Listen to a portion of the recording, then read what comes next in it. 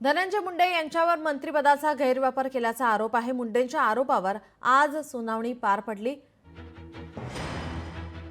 शेतीमाल जास्त दराने खरेदी केल्याचा आरोप करण्यात आला। 2 आठवड्यात उत्तर दाखल करण्याचे आदेश देण्यात आले। लोकायुक्तांनी हे आदेश दिले आहेत। धनंजय मुंडे यांच्या आरोपावरती सुनावणी पार पडली आहे। धनंजय मुंडेंवर मंत्रिपदाचा गैरवापर केल्याचा आरोप करण्यात येतोय। शेतीमाल जास्त दराने खरेदी केल्याचा आरोप करण्यात आला आहे। लोकायुक्तांपुढे मी नॅनो युरिया, नॅनो डीएपी, मेटाल्डेहाइड याचे मी जेव्हा स्कॅम एक्सपोज केला तेव्हा 92 रुपयाला नॅनो युरियाची बॉटल मिळत होती, घरपोच मला 92 ला मिळत होती। मग माझ्या सरकारने 19.5 लाख बॉटल या 220 रुपयांनी कशा घेतल्या?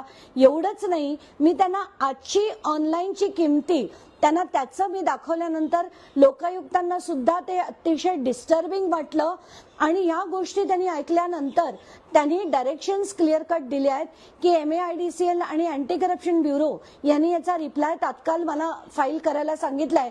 त्यांच्याकडनं तो मला 2 आठवड्यात आला पाहिजे आणि त्याच्या पुढच्या 2 आठवड्यामध्ये मला रिचऑर्डर फाईल करण्याची मुभा त्यांनी दिलेली आहे।